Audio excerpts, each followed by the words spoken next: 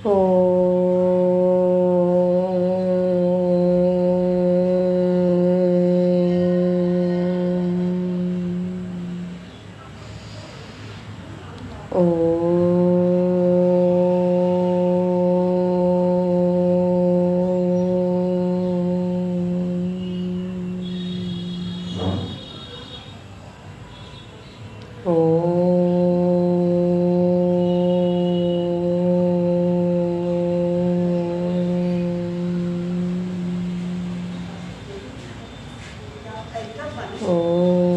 श्री गणेशाय नमः।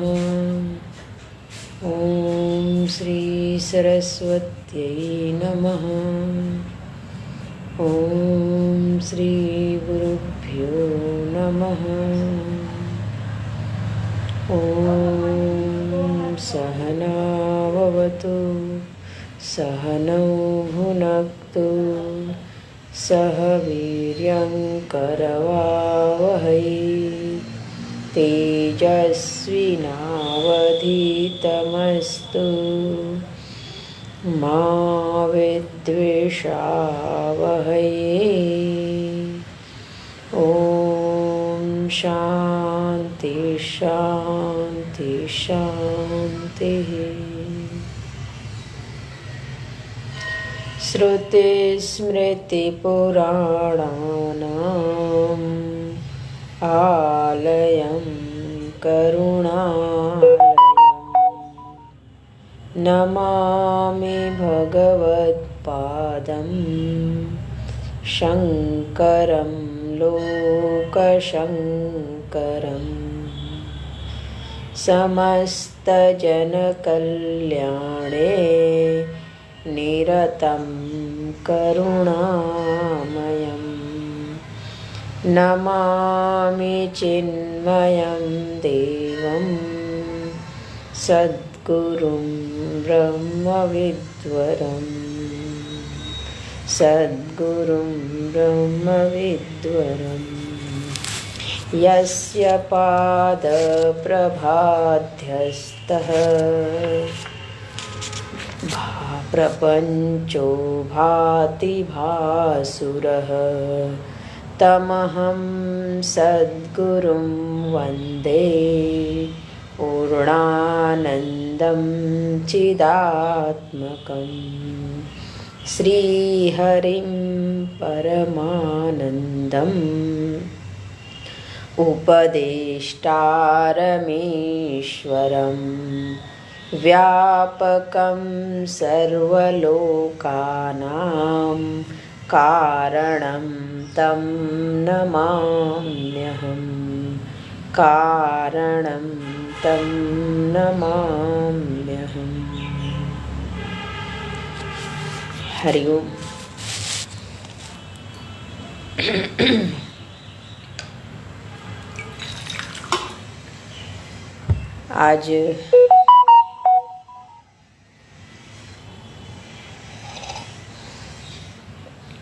आज की कक्षा 41वें श्लोक से प्रारंभ होगी, जिसका विषय है द्वैत का मिथ्यात्व। पूर्व की कक्षा में यह बताया गया, पूर्व के श्लोकों में, कि यह जो देह है वह असद रूप है। इससे भिन्न जो अहम है वही आत्मा है और वह सद्रूप है, उसकी ही सत्ता है। उससे भिन्न देह की सत्ता नहीं है, जिस देह को हम लोग अहम के रूप में पहचानते हैं।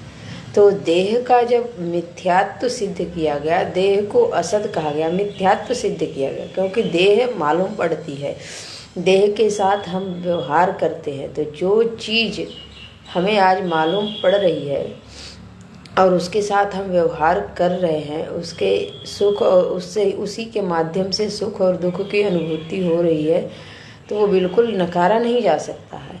इसीलिए कहते हैं कि इसका मिथ्यात्व सिद्ध होगा, कि ये सच बात है। जब विचार किया जाएगा तो यह है नहीं, बल्कि इससे भिन्न मैं की अपनी एक सत्ता है। और उसको जानने के लिए हमने कहा कि साक्षी पर हम ध्यान दें। दूसरा है कि हम जब गहन निद्रा में जाते हैं, सुषुप्ति में जाते हैं, तो जब हम बहुत बीमार होते हैं तब की घटना याद करें तो वो कितना दुख दर्द शरीर में होता है, लेकिन उस दुख दर्द में वो संभव है हमारी बीमारी महीनों रहे, हफ्तों रहे, लेकिन हर 24 घंटे के बीच में एक समय आता है, कदाचित 2 बार आता है कि हम दिन में या रात में गंभीर एकदम गहन नींद में प्रवेश कर जाते हैं। तो उस बीमारी का इस देह में विद्यमान होने पर भी हमको कोई अनुभूति नहीं होती है। तो उस आधार पर हम तय कर पाते हैं कि इस देह से भिन्न हम कहीं जाते हैं और वहाँ जाने पर भी मेरा अस्तित्व तो है और वहाँ पे दुख की अनुभूति नहीं है। तो ये जो कुछ दृष्टांत हैं उसको समय समय पर वो चित्त में आते रहें। इन्हीं दृष्टांतों को आगे ले करके भगवान भाष्यकार स्पष्ट करेंगे कि ये जो द्वैत प्रपंच है या नानात्व प्रपंच है नहीं, क्योंकि श्रुतियों ने इसको मना किया कि जो नानात्व देखता है वह सच बात है, वो सत्य को नहीं देखता है। ऐसा नहीं कि वो देखता नहीं, वो देखता तो है लेकिन सत्य को नहीं देखता है। तो आज के कक्षा में यही है कि जितना ये द्वैत प्रपंच है, सच बात है कि ये तो है नहीं।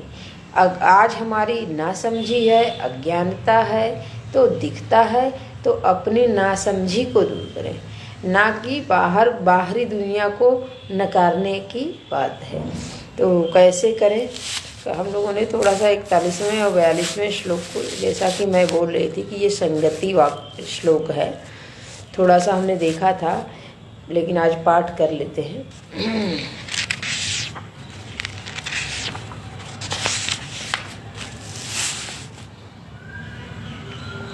इत्यात्मदेहभागेन प्रपञ्चस्यैव सत्यता यथोक्ता तर्कशास्त्रेण ततः किं पुरुषार्थता।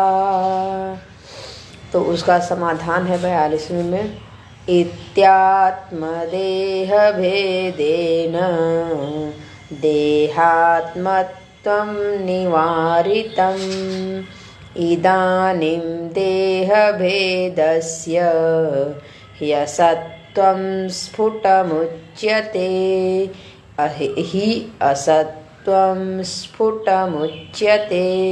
स्फुट माने स्पष्ट ही कहा गया, कहते हैं, बता रहे हैं। क्या कह रहे हैं कि आपने कहा कि अगर यह देह पृथक है और अहम पृथक है, तो इस प्रकार से पूर्व अद्वैत दर्शन से भिन्न जो दार्शनिक हुए हैं, तर्क शास्त्र का नाम लिए, न्याय दर्शन आदि, उन लोगों ने भी तो यही कहा कि प्रपंच से भिन्न मेरी सत्ता है और उस सत्ता का बोध हो जाए, प्रपंच से अपना पृथकत्व मालूम पड़ जाए तो मोक्ष प्राप्त हो जाता है। आत्मा का मन से वियोग हो जाए और मन से कभी संयोग ना हो, आत्मा में ही उसकी स्थिति बनी रहे तो मोक्ष है। और मन इत्यादि ये सब भी नित्य पदार्थ हैं, वो अपनी जगह चले जाएंगे, वो अपनी स्थिति में रहते ही रहेंगे, यानी वह भी हैं और मैं भी है। तो अद्वैत दर्शन का जो मुख्य प्रयोजन है, मुख्य बात बतानी है कि द्वैत है ही नहीं, तो इस बात से तो सिद्ध नहीं हुआ। तो वो कहते हैं कि हम आगे बता रहे हैं, अभी तो हमने देह के मिथ्यात्व को, देह के असत्यत्व को सिद्ध किया कि चिंतन की ऐसी सामग्री प्राप्त हो जाए कि जिस देह में इतना अभिमान बना हुआ है कि उसी से उबरना कठिन है, तो उस पर तो पहले कुठाराघात हो, उसको तो ये समझा जाए कि यह देह जो है नहीं है। एक जगह से जहाँ सत्य बुद्धि अत्यंत दृढ़ है, वहाँ से मन हिल जाए, अरे ये हमारी समझ ठीक नहीं थी, ये सत्य नहीं है, इसको फिर असत्य है, क्योंकि ये सारे लक्षण असत्य कोटि के हैं। तो जब अपने शरीर से हिलता है तब फिर विचार करेगा हर वस्तु को कि कहीं यहाँ भी तो असत का लक्षण नहीं है, कहीं यहाँ भी तो असत का लक्षण नहीं है। जो अपना मूल पूंजी था उसको असत कर सकते हैं, तो बाकी को असत करने में देर नहीं लगेगी और कोई परेशानी नहीं आएगी।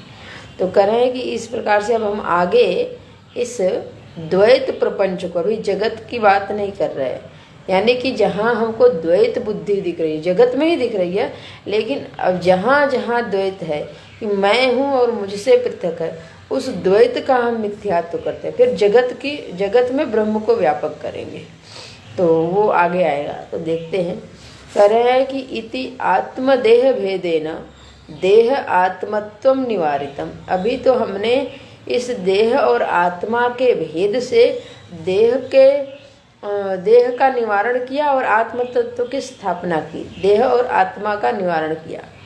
तो ये दो विषय थे और दोनों विषयों का स्पष्टीकरण हो गया। और इस ग्रंथ के इन श्लोकों का बार बार मनन करने से वो हमारे चित्त में स्पष्ट होगा। अभी तो ये हम लोग खाली एक लाइन से पढ़ते जा रहे हैं, तो इसके स्पष्टीकरण के लिए निरंतर अभ्यास की आवश्यकता है। तो करते रहेंगे तो ये घटना घटेगी, जैसा कि यहाँ पे बताया गया है। इदानीम देह भेदस्य ही असत्वम स्फुटम उच्यते। तो करें इस प्रकार से हमने देह के असत्यत्व को, देह की सत्यता नहीं है, इसका स्पष्ट वर्णन कर दिया। अब आगे हम बताते हैं कि देह के बाद जो हमको मालूम पड़ रहा है, तो एक चेतन सत्ता ही है और जो मालूम पड़ रहा है वो है नहीं। उसके लिए श्लोक दे रहे हैं, माने कि चेतन सत्ता मात्र है।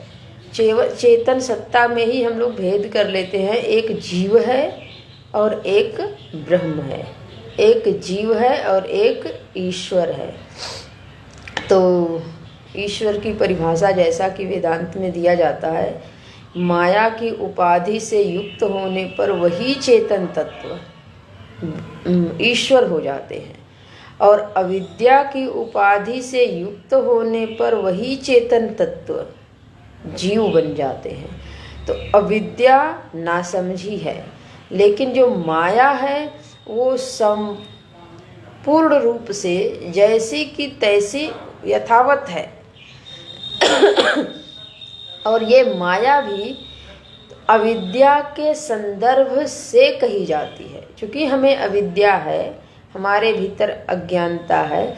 तो जिस त्रिगुण को लेकर के हम अविद्या से ग्रस्त हैं, उसी त्रिगुणों के विस्तार का पूरे प्रपंच में दिखाया जाता है कि उन त्रिगुणों का अपना एक निश्चित नियम है, उसी के अनुसार चलते हैं। चूँकि निश्चित नियम है तो उनका कोई शासक है और वो शासक प्रभु है। अविद्या जैसे ही हमारी हटेगी, माया स्वतः हट जाती है। तो अविद्या की उपाधि हटने से माया की उपाधि स्वतः हट जाती है। तो अविद्या की उपाधि जब हटती है तो हम अपने जीव स्वरूप को नहीं, बल्कि उधर से माया की उपाधि हटी तो वही जीव ब्रह्म है, प्रकट हो जाता है। तो यहाँ पे वही बता रहे हैं कि जो चैतन्य स्वरूप है, जो चेतन तत्व है, उसमें ना अविद्या की उपाधि लगी है, ना माया की उपाधि लगी है। अविद्या की उपाधि के कारण ही ये माया है, और माया से ही यह पूरा जगत तो मायामय ही तो है, उससे भिन्न तो कुछ है नहीं।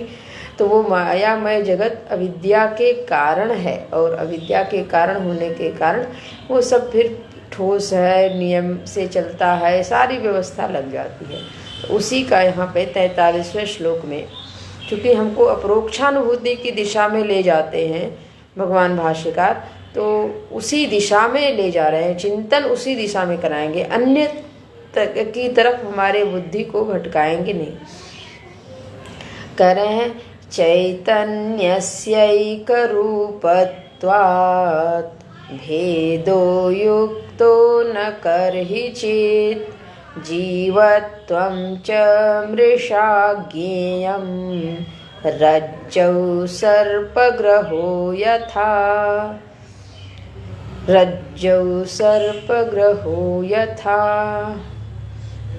कहने का तात्पर्य है चैतन्यस्य एक रूपत्वात्, जो चैतन्य है यानी जो चेतना है, जो चेतन स्वरूप है, जो प्रकाश स्वरूप है, जो ज्ञान स्वरूप है, वही सत्स्वरूप है। तो करें जो ज्ञान स्वरूप है समस्त भूतों का अधिष्ठान है। भगवान यहाँ पे जो भाष्यकार हैं उन्होंने लिखा है सर्वभूत भौतिक प्रपंच अधिष्ठान प्रकाशस्य, सारे भूत का, सारे भौतिक प्रपंच का अधिष्ठान है और सारे भौतिक प्रपंच को प्रकाशित करने वाले हैं, उनको हम चेतन कहते हैं। चेतन की ये भी एक पक्की परिभाषा, पक्का मन में भाव बन जाए कि चेतन है कौन।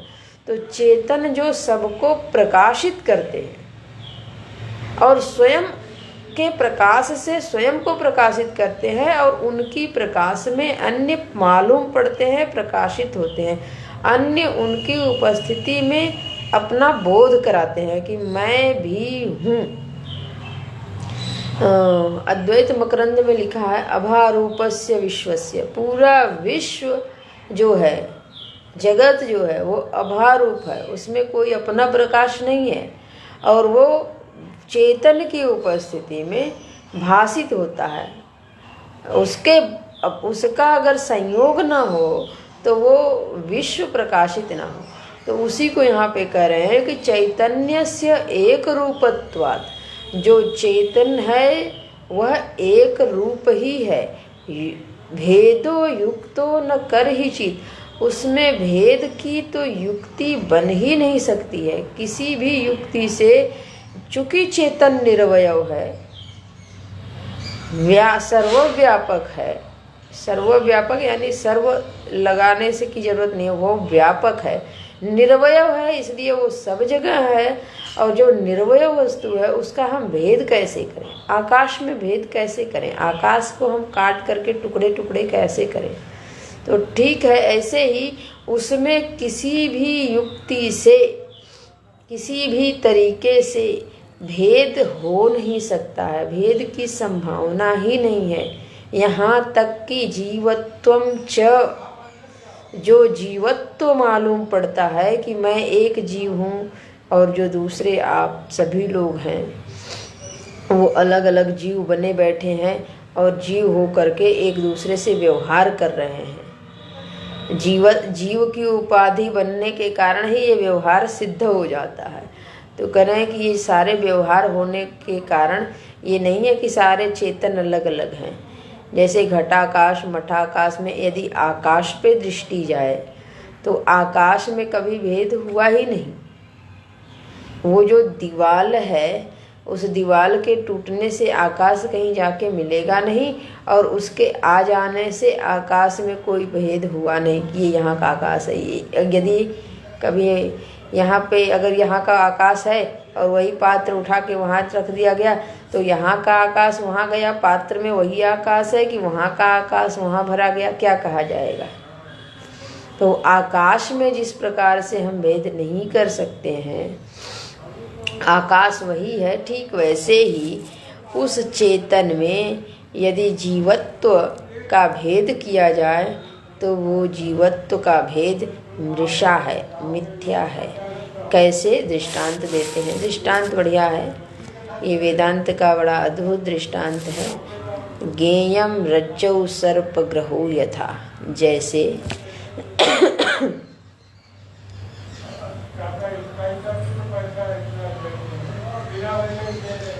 जैसे रज्जू है, रस्सी है और उसमें सर्प दर्शन हो जाता है। अब सर्प दर्शन हो जाता है तो जो रस्सी है, इसका तात्पर्य ये है कि जब जहाँ रस्सी है उस रस्सी पर मेरा नेत्र गया, मैंने देखने का प्रयास किया तो नेत्र इंद्रिय से रस्सी का संपर्क हुआ और जब रस्सी से संपर्क हुआ तो इतना अधिक प्रकाश नहीं था कि स्पष्ट बोध हो जाए कि ये रस्सी है। पूरा अंधकार भी नहीं था कि नेत्र इंद्रिय उसको ना देख सके। तो थोड़ा प्रकाश था, लेकिन बहुत अधिक प्रकाश नहीं था।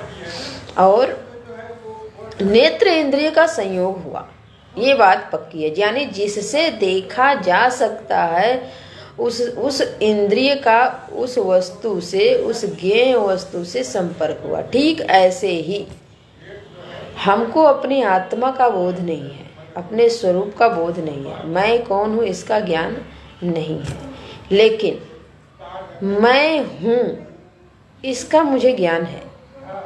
और मैं हूँ पर मेरा ध्यान जाता है, मैं हूँ मैं हूँ मैं हूँ। और वो जो ध्यान जाता है, वो जाते हुए इतना स्पष्ट बोध नहीं प्राप्त कर पाता है कि मैं ऐसा ही हूँ। तो उसमें कभी तो लगता है कि मैं शरीर को दृष्टि में रख करके मैं लंबा हूँ, चौड़ा हूँ, स्वस्थ हूँ, अस्वस्थ हूँ, गोरा हूँ, काला हूँ इत्यादि, ये भाव जाता है। तो कभी अपने बुद्धि पे दृष्टि जाती है तो मैं बुद्धिमान हूँ, मैं मूर्ख हूँ, मैं समझदार हूँ, ना समझ हूँ, ये सारा। लेकिन सच बात है, ये सारी उपाधि हटा दी जाए, हटाने के बाद मैं कौन हूँ और कैसा हूँ, इस पर दृष्टि हमारी जाती नहीं है।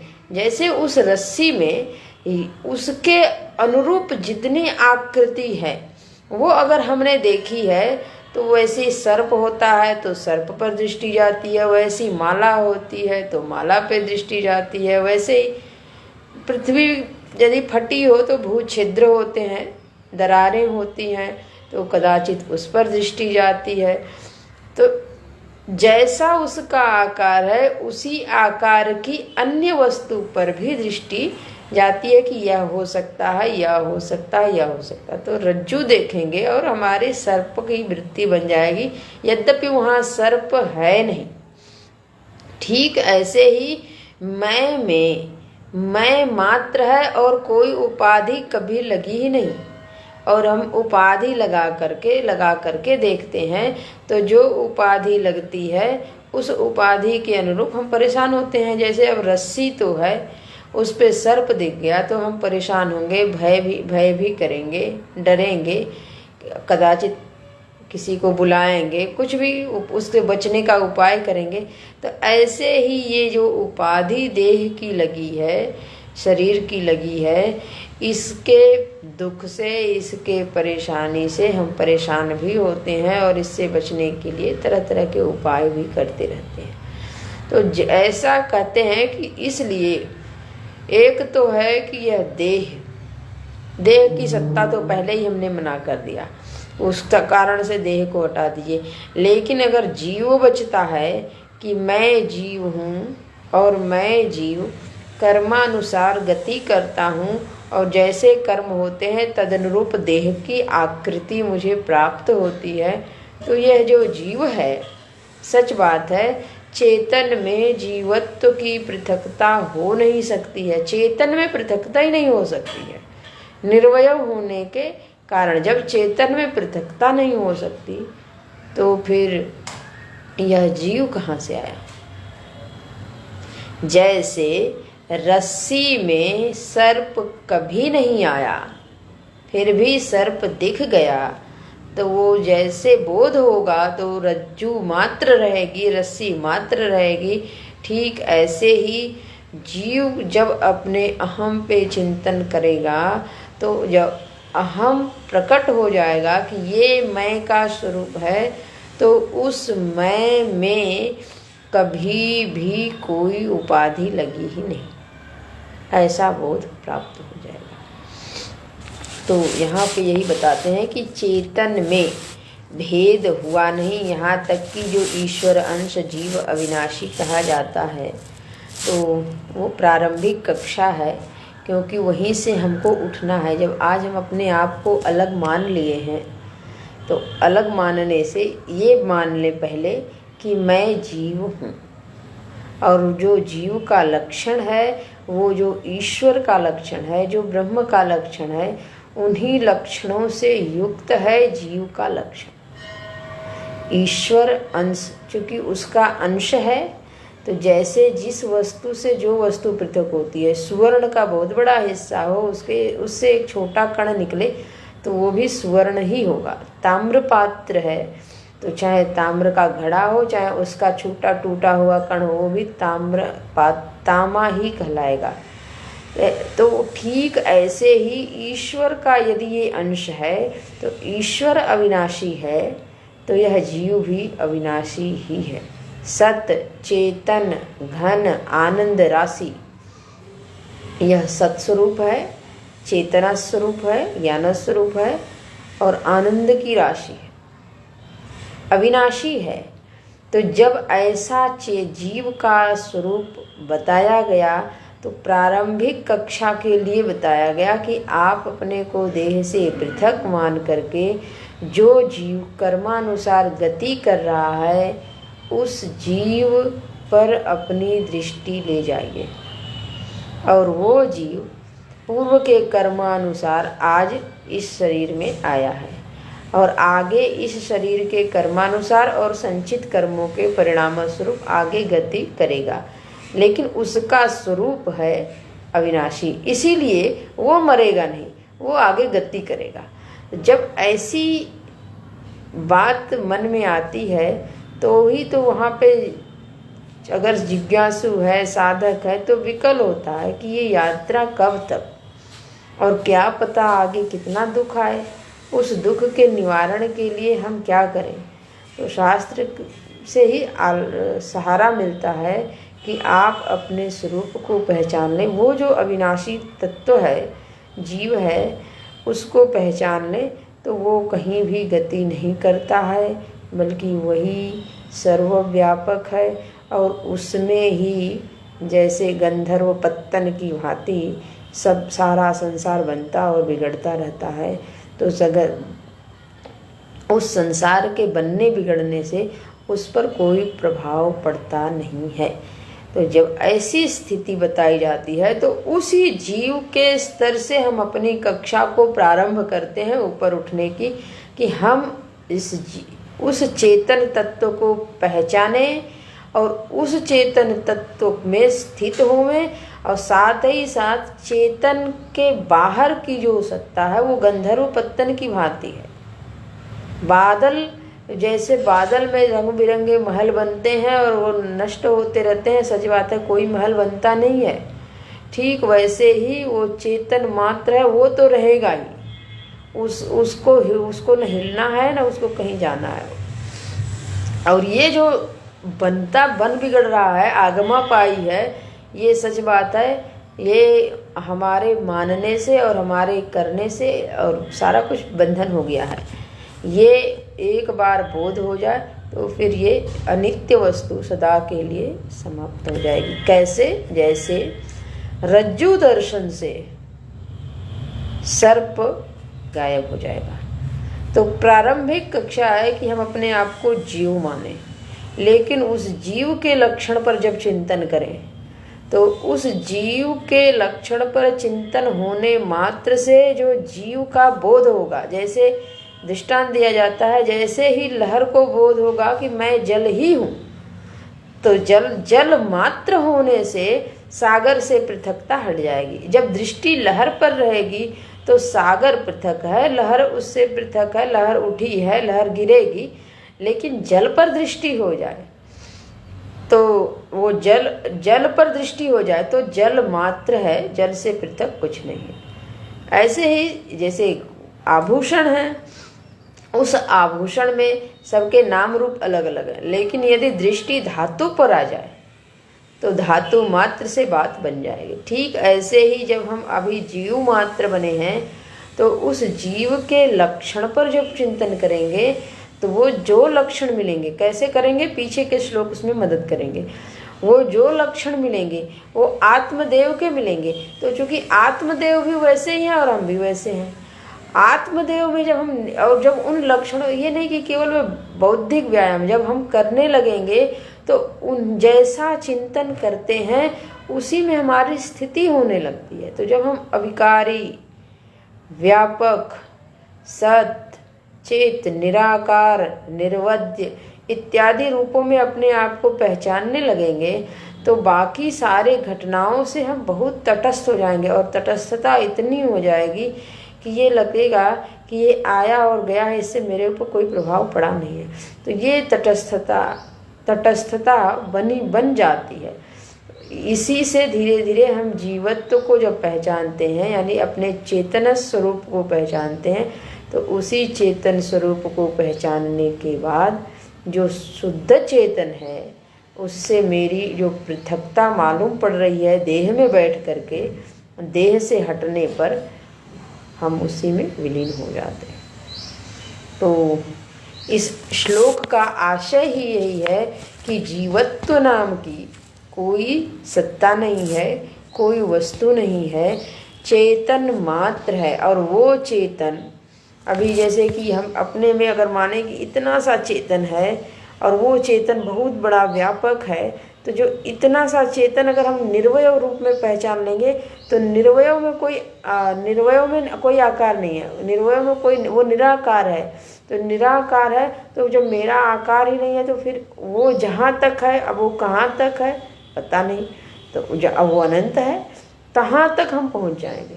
इतने में ही अपने आप को पहचानने, इसलिए श्रुतियाँ बार बार कहती हैं कि उस तत्व को पहचानने के लिए आप अपने हृदय गुहा में जाएं, यानी अंतर्देश में जाएं। और अंतर्देश में जाने से फिर वो जब एक बार प्राप्त हो जाए तो फिर सब कुछ प्राप्त हो। अपने यहाँ तक कि हम अपने लौकिक व्यवहार को भी, अगर हमें कष्ट होता है, दुख होता है, या हमें किसी वस्तु की प्राप्ति से सुख होता है, तो हम उसी से अनुमान लगाते हैं कि जैसे इस वस्तु की प्राप्ति से हमें सुख हुआ तो यह वस्तु उनको भी मिली है तो उनको भी सुख ही होगा। तो जो वस्तु हमारे लिए सुखद है वो उनको भी प्राप्त है तो वो भी सुखी है। जो चीज़ें हैं, जो संसाधन हमारे पास उपलब्ध हैं, उनका उपयोग करके हम सुखी हैं, तो ये संसाधन दूसरों के पास है तो वो भी सुखी हैं। ऐसे ही तो अनुमान करते जब लौकिक चीज़ों में है, तो ये तो अलौकिक चीज़ है। वो अलौकिक चीज़ जो आनंद स्वरूप है, उस आनंद स्वरूप अलौकिक चीज़ की जब भीतर पहचान हो जाती है तो वही सर्वव्यापक रूप से अपने आप को प्रकट कर देती है। तो इस श्लोक का यही एकमात्र आशय है जो हम अभी समझ पा रहे हैं। आगे भगवत कृपा से जैसा भी बुद्धि में प्रकाश आए, ये जीवत्व के मिथ्यात्व को सिद्ध कर रहे हैं। और जीवत्व है नहीं, मात्र निर्वय सत्ता चेतन है। और वो चेतन में हम भेद करके 2, 4, 10, 20, 100, 1000 नहीं कर सकते हैं, अनंत नहीं कर सकते, उसमें खंड खंड नहीं कर सकते। वो चेतन सदा अखंड रूप से ही हमें प्राप्त होगा। और जब अखंड रूप से प्राप्त हो जाएगा तो प्राप्त होने पर उस अखंड बोध में आनंद निहित है, तो आनंद की प्राप्ति भी हो जाएगी। और फिर जो द्वैत का हमने अभी बात किया कि इतने सारे चीज़ें तो आपने उसको हटाया नहीं, उस एक अखंड सत्ता एक ही है तो दूसरा फिर आएगा कहाँ से। तो इस प्रकार से स्पष्ट करते हैं कि देखिए, देह के असत्यत्व को सिद्ध करने के बाद अब हम बाकी चीज़ों को भी कहते हैं।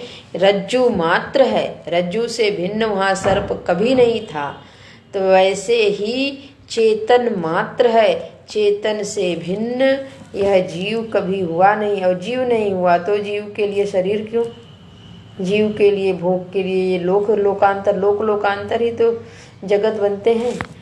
और तो यह क्यों, ये सब कुछ नहीं है। आगे वो बताते हैं 44वें श्लोक में कि चिरज्ज्वा ज्ञानाच्छणेनैव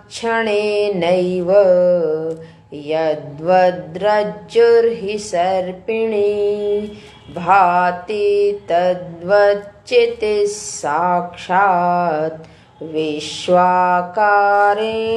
केवला।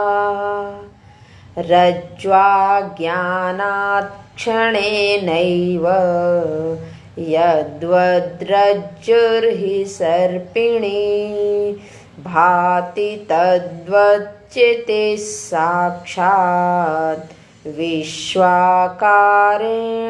केवला।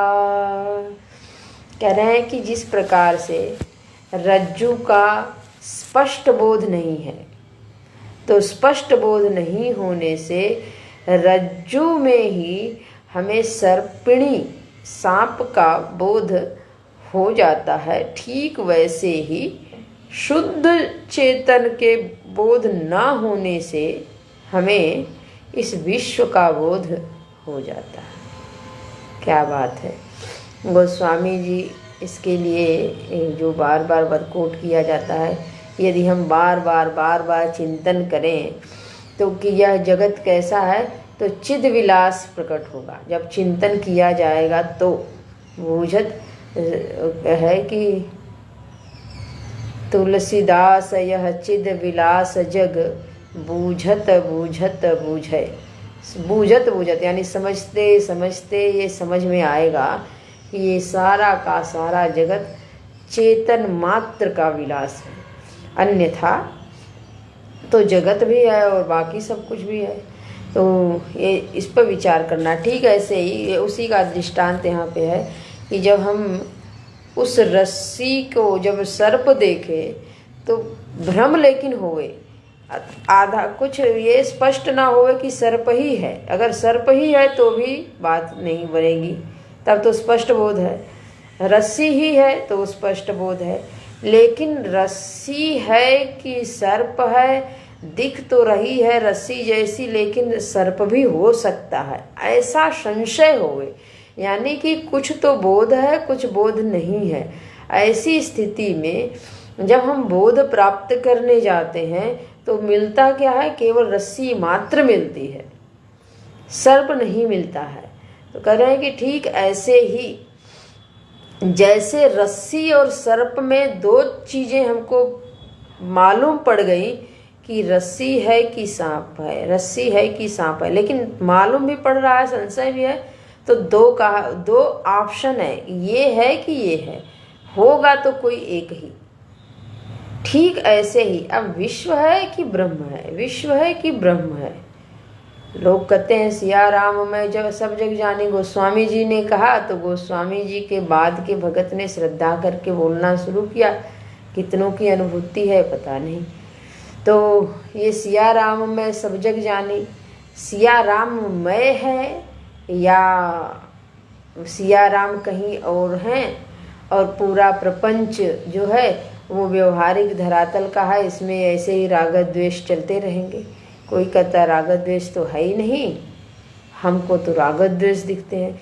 तो इस प्रकार से संशय जब होगा तो उस संशय के निवृत्ति के लिए जब हम प्रयास करेंगे कि ये पूरा का पूरा जगत, कहते हैं कि ये अविद्या के बाद राग द्वेष आता है, तो सच बात है, हम परीक्षण करके एक बार देखें तो सही कि राग द्वेष अविद्या के बाद आया है, तो अविद्या के बाद यदि आया है कि हम समझ करके राग द्वेष करते हैं, यहीं पे चित्त हिल जाता है कि यदि अविद्या हुई उसके बाद राग द्वेष हुआ। क्योंकि अविद्या हुई इसलिए नानात्व दिखा, तो कुछ चीज़ें हमें अच्छी लगी, कुछ चीज़ें हमें अच्छी नहीं लगी, कुछ लोग हमें पसंद आए, कुछ लोग हमें पसंद नहीं आए, कुछ हमारे अनुकूल हुए, कुछ हमारे प्रतिकूल हो गए। जो अनुकूल हुए उनसे राग हो गया, जो प्रतिकूल हो गए उनसे द्वेष हो गया। तो ये सब नासमझी के धरातल पर उत्पन्न हो रहे हैं। यदि ऐसा समझदार लोग बोल रहे हैं जिन्होंने एक बार देखा है, तो अब हमारे मन में ये प्रश्न आना चाहिए कि सच बात है, हमारी समझ ठीक है कि उनकी समझ ठीक है।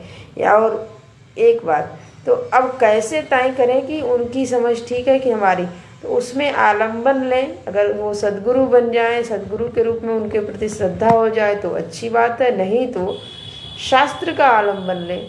और शास्त्र और उनके वचन, यानी जो बोल रहे हैं वो गुरु, उनके वचन जब दोनों एक रूप बोलते हैं तो दोनों की एक रूपता को देखने के बाद अब ये तय हो जाएगा कि इन्होंने जो कहा वही सही है।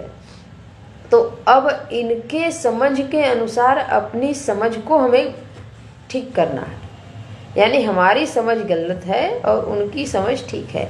ऐसे ही जैसे हमारी दृष्टि में प्रकाश के कम होने से संशय हो गया कि रस्सी है कि सांप है, तो अब प्रकाश अधिक करें और अधिक प्रकाश कर करके स्पष्ट कर लें कि ये रस्सी है कि सांप है। जैसे ही प्रकाश की अधिकता होगी वैसे ही स्पष्ट बोध हो जाएगा रस्सी ही है, रस्सी से भिन्न सांप नहीं है, दूसरी कोई वस्तु ही नहीं है।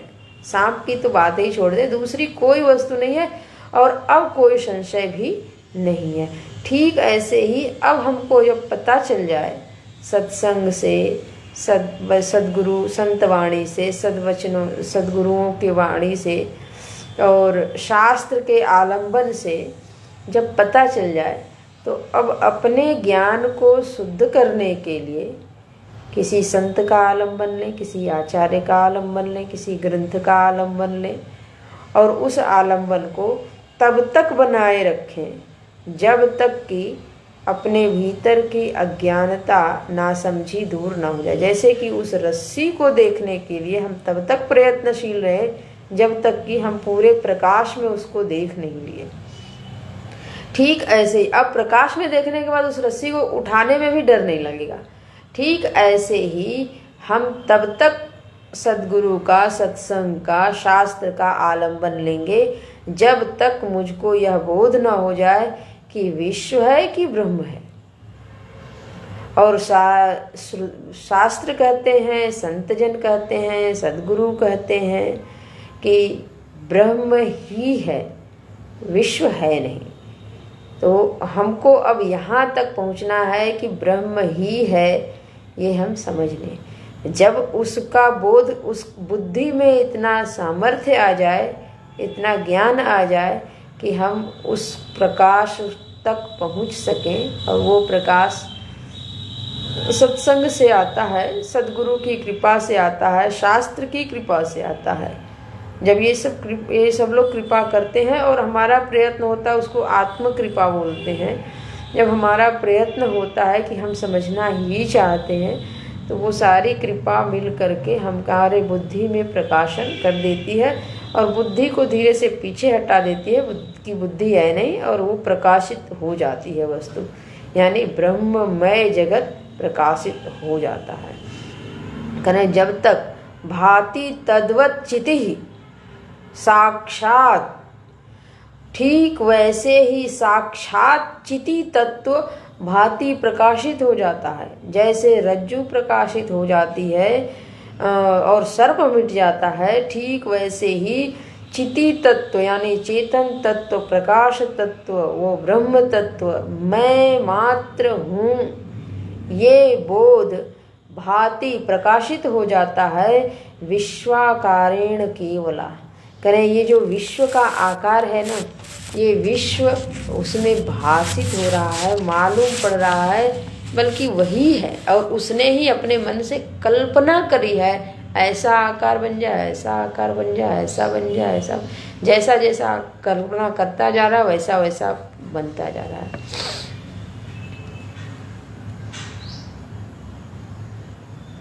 इस प्रकार से यहाँ पे ये 44वां श्लोक हुआ।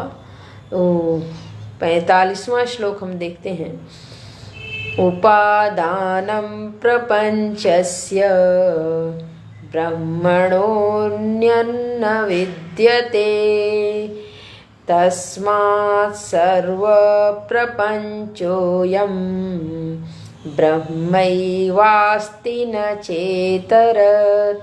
उपादानं प्रपंचस्य ब्रह्मणोऽन्यन्न विद्यते तस्मात् सर्वप्रपञ्चोऽयं ब्रह्मैवास्ति न चेतरेत्। करें कि उपादानं प्रपंचस्य ब्रह्मणः, यह जो उपादान कारक है, उपादान कारक है, निमित्त कारक, कारण है, ये वेदांत की शब्दावलियाँ इसमें आती रहेंगी। तो यानी कि जैसे घट बनता है तो घट का उपादान कारण मिट्टी है, जिससे जो वस्तु बनती है उसे उपादान कारण कहते हैं, जो बनाता है उसे निमित्त कारण कहते हैं। वेदांत में बनने वाली और बनाने वाली दोनों कारण में हम लोग प्रभु को रखते हैं, अभिन्न निमित्त उपादान कारण। निमित्त कारण और उपादान कारण अभिन्न है, भिन्न नहीं है। तो करें उपादानम प्रपंचस्य ब्रह्मणः, इस पूरे प्रपंच का यानी विश्व का जो उपादान कारण है वो कौन है? तो करें ब्रह्म, ब्रह्म ही है, ब्रह्म से भिन्न कोई दूसरी वस्तु है नहीं। ब्रह्मण न अन्य विद्यते, दूसरा कुछ भी है नहीं। तस्मात् सर्व प्रपंचोयम ब्रह्म एव अस्ति न च इतरत। करें इस कारण से सारा का सारा प्रपंच ही, यह अयम प्रपंच सर्वम ब्रह्म एव अस्ति। शुरू में हम लोगों ने देखा था ब्रह्म एव अहम, अहम पर जब हम चिंतन कर रहे हैं तो अहम जहाँ जहाँ मालूम पड़ रहा था इस शरीर में, उसको उन्होंने हटाया, कहा कि अहम का ऐसा स्वरूप है इसलिए, और वो अहम जब प्राप्त होगा तो वो ब्रह्म ही है। अभी प्रपंच के मिथ्यात्व को जब व्याख्यायित कर रहे हैं तो कह रहे हैं कि प्रपंच को हम मना नहीं कर रहे, प्रपंच है, लेकिन अयम प्रपंच सर्वम प्रपंच अयम, यह जो सारा का सारा प्रपंच है ब्रह्म एव अस्ति, ब्रह्म ही है, ब्रह्म से भिन्न कुछ नहीं है। कार्य कारण पर चिंतन किया जाता है तो जैसे घट का कारण मिट्टी है तो मिट्टी और घट में भेद नहीं है, घट मिट्टी ही घट है, आकार का बस भेद है और तो कुछ भेद है नहीं। एक आकार बन गया तो घट मिट्टी हो गया और वही दूसरा आकार ले लिया सकोरा बन गया, लेकिन है क्या? मूल धातु में मिट्टी है। ठीक ऐसे ही नाम रूप पे हम नाम रूप की का वर्णन करते समय उसको हम मना नहीं कर रहे, नाम रूप है, लेकिन ये जितने उपादान कारण है, ये सारा का सारा प्रपंच निकला कहाँ से, आया कहाँ से? तो जब हम कार्य कारण पर विचार करते हैं तो उसी तत्व से, यतो वा इमानि भूतानि, जो तत्व था उसी से ये सारा का सारा भूत प्रपंच उत्पन्न हुआ, उसी से आकाश की उत्पत्ति हुई, फिर वायु की हुआ, फिर अग्नि की, फिर जल की, पृथ्वी की इत्यादि, ये सब उत्पन्न हुआ। तो मूल अगर लय और लय की स्थिति में हम जाएंगे कि हम पृथ्वी को जल में विलीन करें, जल को अग्नि में, क्योंकि वो उस कार्य अपने कारण में जाके विलीन हो जाता है। इस नियमानुसार अगर हम विलीन करें तो सारा प्रपंच जा करके विलीन कहाँ होगा? ब्रह्म में विलीन होगा। और जहाँ विलीन होगा तो वो जो कारण है उसमें विलीन होगा, तो ब्रह्म में विलीन होगा, तो ब्रह्म ही मात्र है और उसी कारण से निकला है। तो जब एक ही तत्व था तो अगर इतना सब कुछ निकला तो ब्रह्म ही है, ब्रह्म का ही रूप है और तो कुछ है नहीं। तो इस तरीके से इस प्रपंच में हम ब्रह्म को सर्वगत कर सकते हैं। अब ये है कि इसके लिए थोड़ा चिंतन की ज़रूरत है कि कैसे करेंगे, और कार्य कारण विचार करेंगे तो कार्य कारण विचार पे थोड़ा सा विस्तृत विवेचना हो जाती है। कभी उसकी कक्षा हम इस ग्रंथ के पश्चात मैंने कुछ विचार बनाया है, करेंगे, देखते हैं आगे भगवद इच्छा। तो कार्य कारण ऐसा ही एक श्लोक आता है मनीषा पंचकम में, हम उस श्लोक को उद्धृत करते हुए इस श्लोक को पूर्ण करते हैं। ब्रह्मैवाहमिदं, ब्रह्म एव अहम इदम, यह ब्रह्म ही है। ब्रह्मैवाहमिदं जगत च सकलम चिन्मात्र विस्तारितम, उस चिन्ह मात्र का विस्तार है। तो चूंकि इसके व्याख्यान के लिए थोड़ी दर्शन की पृष्ठभूमि होनी चाहिए, नहीं तो या तो फिर ऐसे महात्मा हों जिनको सब कुछ स्पष्ट हो कि सरल शब्दों में इधर से उधर से उधर से उधर से। अभी हम लोग साधक वर्ग में हैं तो साधना पक्ष में एक विषय को पकड़ते हैं तो क्रम क्रम से कहने में थोड़ी बात बन पाती है। तो अभी इतना ही कह के हम आगे बढ़ेंगे, कभी उस पर चिंतन करेंगे कि कैसे कार्य कारण का गहन चिंतन किया जा सकता है। तो यहाँ पे यही है कि ये जो प्रपंच है उस ब्रह्म से निकला, और ब्रह्म से निकलने के कारण ब्रह्म चिन्ह मात्र है, तो चिन्ह मात्र होने के कारण चिन्ह मात्र से जो निकला वो चिन्ह मात्र ही होगा।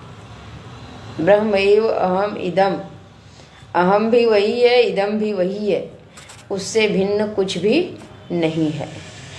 यह भी वही है, वह भी वही है, उनसे भिन्न कुछ नहीं है।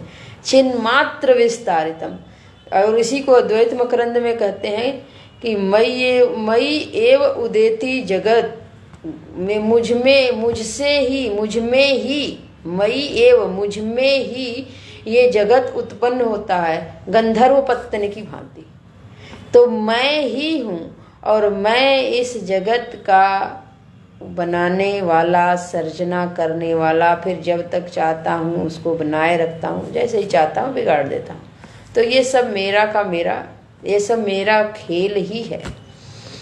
राम सूत्रधर अंतर्यामी, रामचंद्र जी इसके सूत्रधार हैं और वही अंतर्यामी भी है।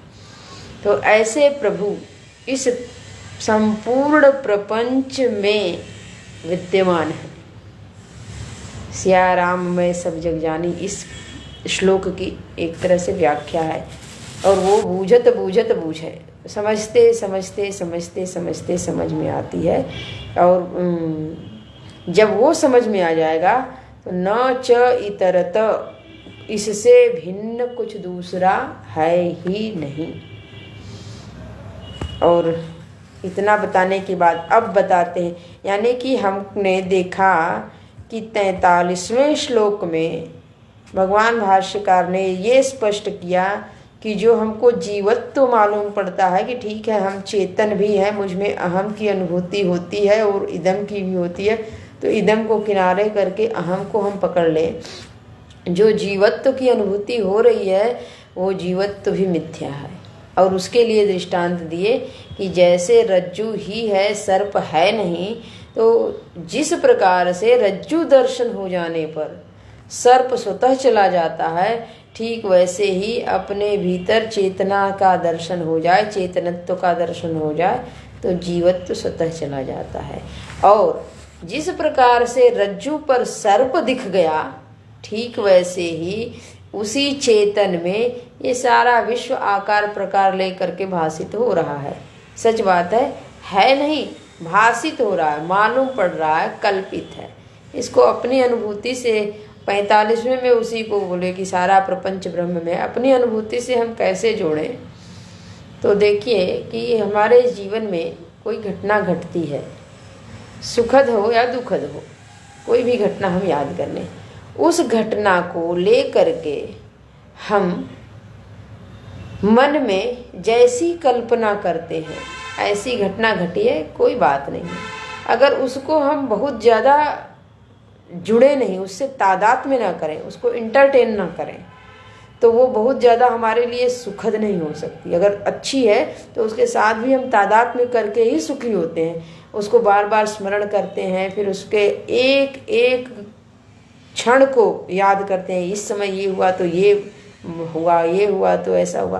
तो ऐसे ही दुखद को थोड़ी थोड़ी बात को लेकर के बहुत सारा उसके साथ तादात्म्य करके बहुत बात उसमें बढ़ा लेते हैं, शाखा प्रशाखा कर लेते हैं, फिर दुखी होते हैं। उसी से हम तटस्थ हो जाएं, चलो जो होना था हो गया, हमको अभी बहुत काम है, सोचने के लिए समय नहीं है, तो वही घटना उतने प्रभावी नहीं हो सकती है।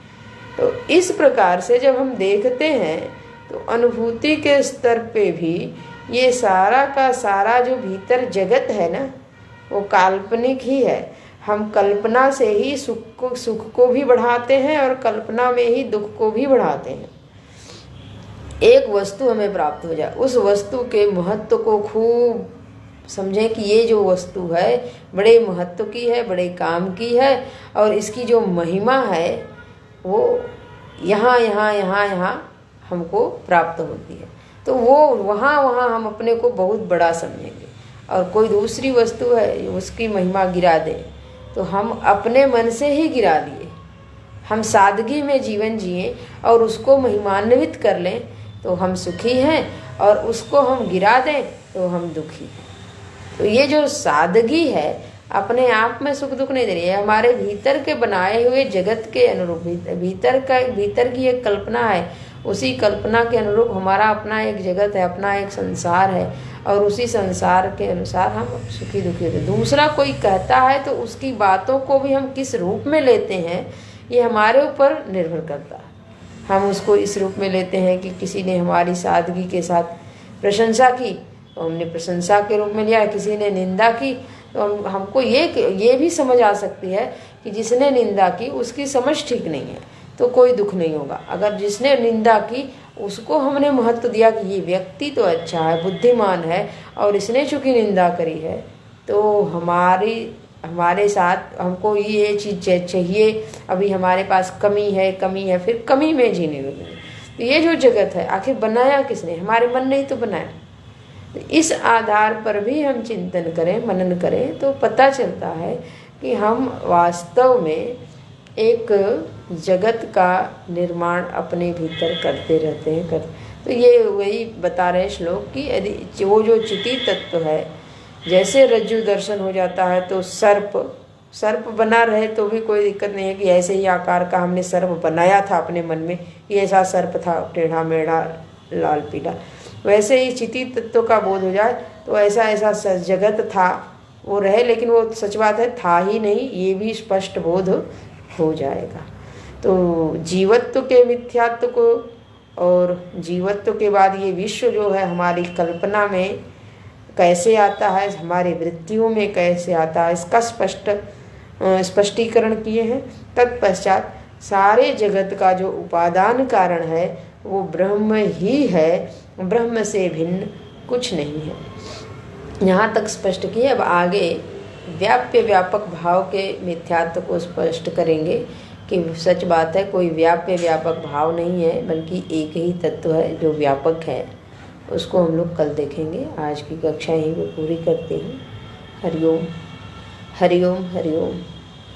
ओम पूर्णमदः पूर्णमिदं पूर्णात् पूर्णमुदच्यते पूर्णस्य पूर्णमादाय पूर्णमेवावशिष्यते।